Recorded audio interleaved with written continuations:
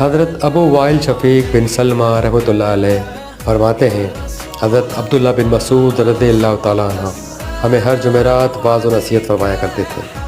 एक शख्स ने अर्ज़ की, ए साहबी रसूल, आप हमें हर रोज़ वाज़ व नसीहत फरमाया करें।